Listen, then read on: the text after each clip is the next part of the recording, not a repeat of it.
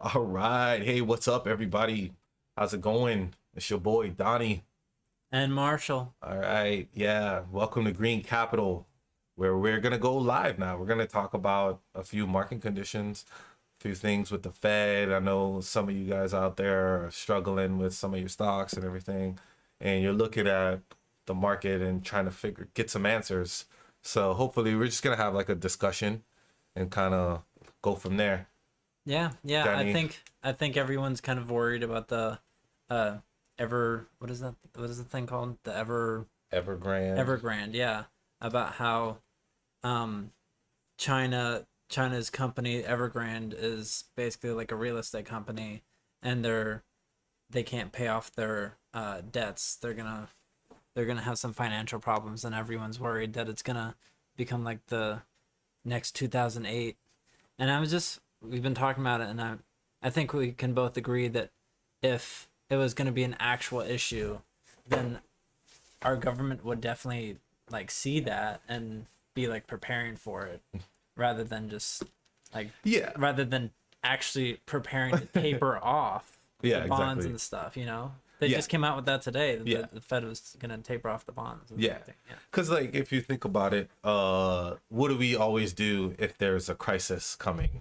We start stimulating, Yeah. start printing money. They do that thing, what's called quantitative easing, basically stimulating. You can go look that up if you really wanted to get nerdy about it. But basically, all they do, if like just like we did in 2008, they'll just stimulate, and everybody would be screaming about it, like flashing red. The secretary, treasury secretary, uh, the administration, anybody, the Fed, they would be talking about that. Yeah, like a president would be Yeah, like, this yeah. is an issue. Yeah. We need to start The stimulating global, yeah, right now. like it would just be bad. There are other things that are going on. The politicians are arguing over the debt ceiling and all that stuff. I feel like a lot of people are just so excited for another crash. Like they're like everyone. There was a lot of people that got rich in 2020. Yeah, And everyone that's just what I was gonna say. everyone's just like, oh, like we need another one. Like, so like we can Yeah. we Some can buy people, buy in, yeah. or make money off that so- downturn. Sometimes when you're doing this for a while, you can get excited on either side of the spectrum. You become super bearish, and you're just like, oh man, I just can't wait till the market turns down. Like, screw the market, and then you're just like, I'm gonna profit if it just goes down. So then you start like trying to find a narrative that fits that, and then you just start looking at articles, and then any little thing that's I'm going buying on, puts. I'm buying SPY puts right now. right now, and it's like, dude, whoa, like, calm down, evaluate your strategy. Once Yeah. again, like I said, we're not financial advisors. No, we're We're not. just here for your entertainment, and just to kind of like discuss and let you know what's going on in the market from our perspective. But we also like to hear from you guys. Make sure you like, comment, subscribe. If we're live, you can just come in and just like, say, hey, what's up? If that's all you want to say. Or if you want us to look up something, or if you have an opinion, just Yeah, make we'd sure like to have a you're conversation. being respectful of people, and we'll just go from there. You have anything to add on that? No, I think that's good. I don't know. We like to participate with other people in regards to like Yeah. what they think, and I think a lot of our content that we talk about comes from our other chat that we're in, where Yeah. we just like, it's called the Stock Squad. We just like talk about stocks and that, and I think it stimulates us to like have good ideas to talk Exactly. about. So And I know the Twitter has kind of fallen off, but I know some of y'all are probably, you're following Green Capital on Twitter. I need to get back on that and start like tweeting more. yeah, man, it's hard. Life in 2021 has been crazy for all of us. Yeah, it's crazy. It's been really You're difficult. still trying to trade. You're trying to not be a quitter on the market, but then you're also trying to deal with life Yeah. and all that. Like when everybody was all hyped up about the market, back in the spring of this year. I was telling everybody, I was like, listen, It's a long it game. looks hype right now. Oh yeah, it looks easy. Oh, let me get in there and let's just push out all the hedge fund managers. Let's just stick it to them. it was the greatest though. I'm not gonna lie. I'm not gonna take that away from the situation. It was the greatest squeeze of all time, I think. I can't think of another. And it looks like 2020 was it looks awesome. like it looks like the analysts I mean, before that, like you just mentioned 2020, Tesla was doing that. Tesla was doing what like GameStop and them did before that. Yeah. Like with they were That they was were actually squeezing out shorts. fundamental though. Yeah. They were squeezing out shorts left and right. Yeah, they were the start of it all. I think. Exactly. Yeah. So, They always like all these EV companies are like, it's the next Tesla. It's like, Yeah. but you all hated on Tesla initially. So Yeah. it's a little funny. Exactly. Um, So, but I said all that, sorry, to say You're good. that this stuff, it's a grind, I guess, like you gotta kind of come into it. From my perspective, you definitely need to have like a base long-term view on some like companies. And then if you want to speculate on the side and do like, if you want to try to learn day trading and stuff like that, do that with like really, I'm talking about like a small portion of your account. Like yeah. it needs to just be like, like sometimes I remember when I was day Yeah, trading yeah. for like a year, and I was just like, I was so happy some days, and then I was so upset other days. It's like I'd make like $2,000 one day, and I'd be like running through the house, and then the next day I'd like You've been lose there. like $3,000, I've been and I there. just have to go take a nap. I've It's been like- there. So that's the cry yeah. in my bed. Exactly. I was like, what is happening to me? Like, it was such a short term, like, happy, sad process that it made me get away from it. And then I also feel like you were saying before, a lot of our friends and a lot of people in general, like newer people, have just become, they were so hyped in 2020. But then February hit and March and April and May and June and July, and it's just like now nobody talks about it. Yeah, it's just like it's when like- you're in this game, it's got to be like a long-term thing. Yeah. And you make money when the market sucks. I mean, you're like lose money, but you make the moves when the market sucks to make large amounts of money in the future. That's why everyone was freaking out in 2020 at the beginning, but then all the people that made money were buying in at that time. So it's Exactly. just like, what mentality do you want to have? Like, you have to have the long-term mentality and like think about long-term, like it's not all about the hype all the time, Exactly. So yeah, I mean, if you're like I said, if you're gonna play with the the penny stocks and all that, and day trade a little bit more on things, that is a tough game because you gotta know a lot of different tools and indicators, and it's just a different style than most. I feel like most people are what we call the swing traders, and you'll hold for longer than a day, and probably up to like 9 months, maybe anything longer than that. You're probably a long-term investor as opposed to a trader. I do mainly more of the swing trades, and I'll hold it and try to see where it goes, and then for a few months, 6 months, if it turns into a long-term investment, then I just keep holding. Yeah, I definitely think that this Yeah. goes back to like the mentality of the Evergrande thing, where it's like everyone's freaking out about it, and if I personally think that if it was actually going to become like a major issue, then our Fed wouldn't be wanting to like de-stimulate our own economy. Exactly. So it's Yeah. I mean, if you're gonna go like the swing trader or like day trader route, you definitely would want to like keep that in mind. I mean, unless our government just doesn't care if we have like a massive crash for like a really quick one, you shouldn't be worried. Yeah. Yeah. I don't think so. I don't yeah. think so. So just You to should talk about the Fed though. 'Cause Yeah, I was just gonna say, yeah. just to reiterate, the Fed was today. They came out with their decision, and they left the interest rates. They didn't do anything essentially. That's always funny though. It's like, yeah, the Fed had their meeting today. What did they do? Nothing. Technically nothing. But they did. It's all about what they say that they're gonna do. You know. So it's like, well, they left the interest rates exactly where they are, and then they did say that the inflation rate has met their target. So they're really trying to see if the unemployment rate can go down and we can fill, because we have a ton of jobs that just aren't being filled. Like there's a labor shortage out there. And we're starting to get ready for the fall and the holidays buying the and presents, stuff. man. And we need all people that. to pick up those presents. Yeah, we need people to deliver and everything. Package and Make the sell, presents, work and like travel and all that stuff. Got held up a little bit. It was like a pause because of the variant out there. And Loki? Not Loki. Okay. Alligator Loki. That's what it is. Yeah. Okay.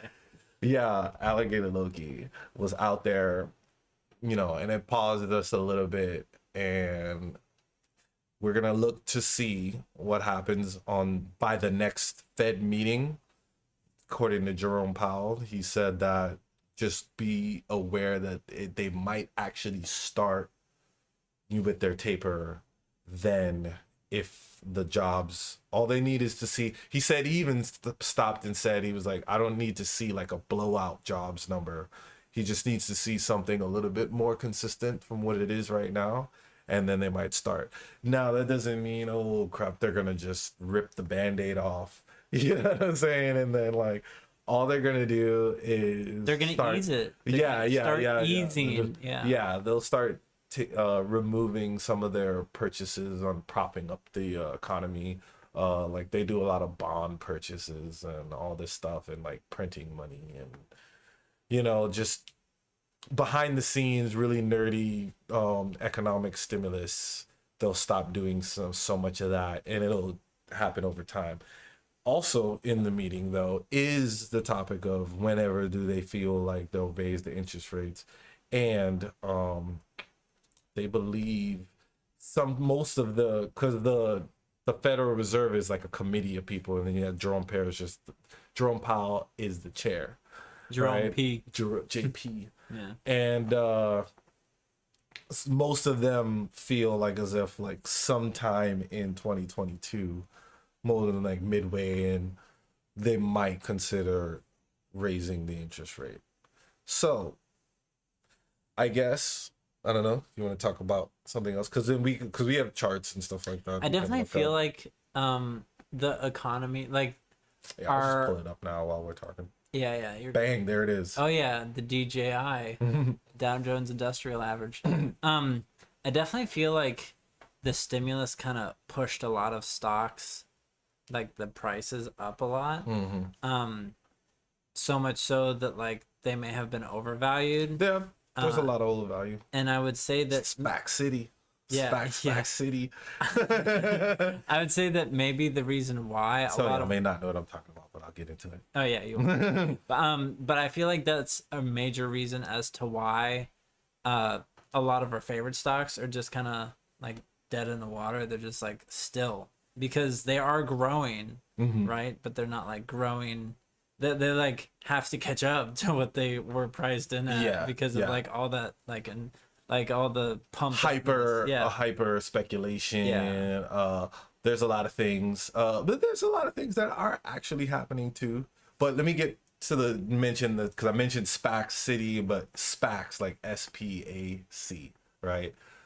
Special acquisition company. So there was a lot of companies coming in as a SPAC where like they kind of have this like bigger investor that kind of helps them become a public company, and they do like this deal in a nutshell, in simple terms, and then that's how they go to the market, as opposed to them doing their why am I drawing a blank? It's the public offering. The IPO, instead of doing the IPO, initial public offering, they'll go that route and do the SPAC, and then, but there was so many of them right? Because there's so many like little niche companies out there.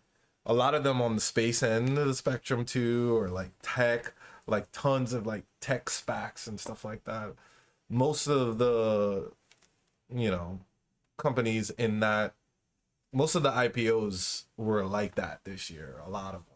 And if you guys follow like CNBC or like any financial news, they're the main players that were like became famous in 2020. Do you remember Chamath? Yeah. Chamath Onomatopoeia. Which one? Whatever his name is. Onomatopoeia. Onomatopoeia. Him and then Kathy. Which one was he doing though? He did a lot of SPACs. He's like, no, he did it a lot. He's like SPACs, he's like I can't literally remember like his, the king of SPACs. The most like the biggest one. Was he in Virgin? Yeah. He did Virgin Galactic. Virgin Galactic. That's the company owned by Richard Branson. Yeah. That takes rich people basically into space. And he went to space. He did. He was on the first flight. He was the first. Yeah. And then Jeff Bezos came right after him. Yeah. The Blue Origin. But the first in terms of like tourism, not in terms of going into space and then landing a rocket back, because SpaceX did that first. And SpaceX just had another successful mission on the first private like crew, right? Yeah. They cool. were like up there for like 4 what's days. kind of annoying is the fact that like, how like way back when NASA would do such like amazing things, like would land on the moon or like everybody like everything would stop. Yeah, like and the entire the country, like our government would care. Now it's like nobody cares. Like nobody cares about the fact that like it's private. We have that's why. But it doesn't matter. It's an American. It's an American private company. Yeah. It's like we have people coming to America to like do these great things and make these great companies, and we still have like a lot of great innovation.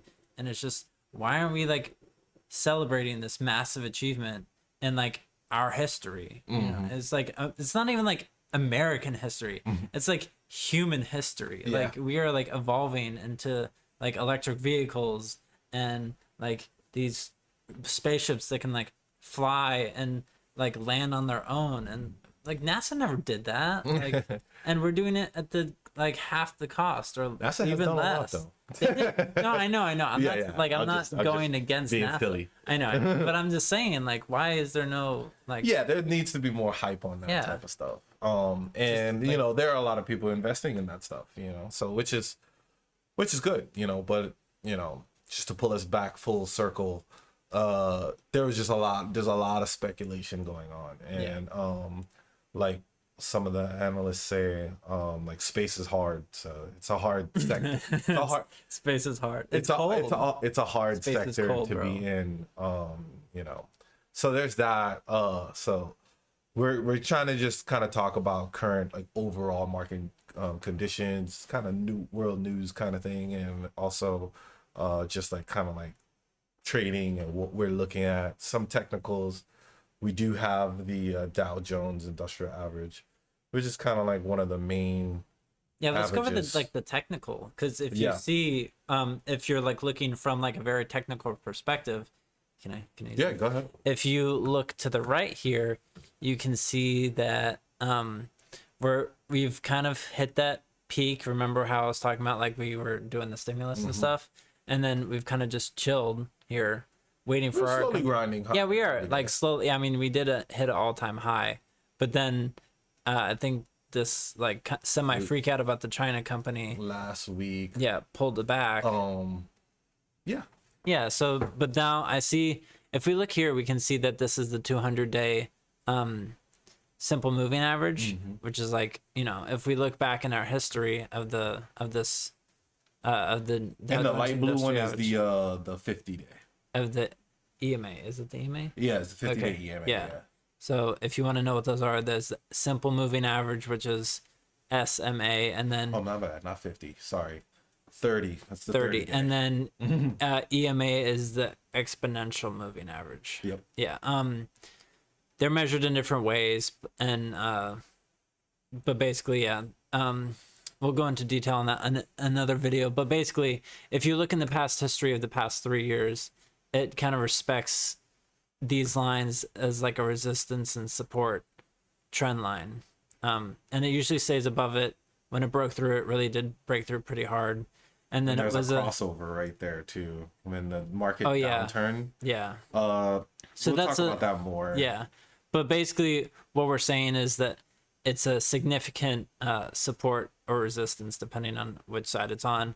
And right now it's on the upper side. So it's on the bullish. Yeah, it's on the bullish side. So if we'll have to press through it to really create some worrisome like thoughts on that. Yeah. But right now I think it's fine. You know, like we always like almost always in a bullish market hit it and then just like keep going. Yeah. We might even see like a double bottom. You know, that's what I'm saying. Yeah. A hit. But yeah, I I was mentioning this crossover here because like when you see a crossover like this, with certain technicals. it's a certain, I think they call it the golden cross or something like that. No, I don't think that's what that's not what it's called. Something like that. They have been talking about that, but that's not what it's called. But yeah, so when the like 50-day, if the 200-day goes above the 30-day moving average, then it's bearish, right? So you see when the market was downturning, it crossed over, and then if you want to think about it, is like just think about this line right here as the bullish line, right? And it just pulled it down with it, right? Mm-hmm. And then if you keep going as it starts the uptrend, it keeps riding that line, right? And then it breaks it and had a crossover, a bullish crossover right here. And now we've been ever since bullish over that. Now, what the bears might try to say is that, oh, wait, Donnie and Marshall, we're getting close. If it rolled over and tipped over all the way here, and then this line and the price action went below here and crossed, that's all everybody would be talking about in the market, right? Yeah. I don't necessarily think that that's gonna happen. Think so. We did have a rebound day. Marshall has talked about the RSI before. The RSI has started ticking back up. The MACD, they lag a little bit, but the MACD will probably... RSI is also very low right now. Yeah, it's at a 30. Mm-hmm. This is a good buying time. Yeah, exactly. I was about to say that it's like undervalued right now. Mm-hmm. Usually, if we look at the 30 is undervalued, and then 70 is like getting to overbought terrain. So if we pull back here, we can see that every time it hits the bottom here of the RSI, it goes up, or it hits the bottom with the price action and then bounces right back. You see that? Mm-hmm. So definitely, I mean, we're at a low. I don't know. I don't see why people would not recognize that. You know, I mean, they're thinking more about fundamentals. Mm-hmm. That's what they're thinking about. But from a technical standpoint, from a technical standpoint, it looks like it's a good buy. In addition, and this is the Dow. It could pull up the. May pull up the S&P. In addition, the fundamentals. If our government actually was worried, then like I said, they'd be reacting a lot differently. Very similar pattern. Yeah. Man, it almost looks like the exact same chart. But look, the RSI, it's so low right now. It's the exact same scenario here. So yeah, I'm not worried. Yeah, we don't have to really go over that there. Yeah. And then you have the smaller caps, like the Russell.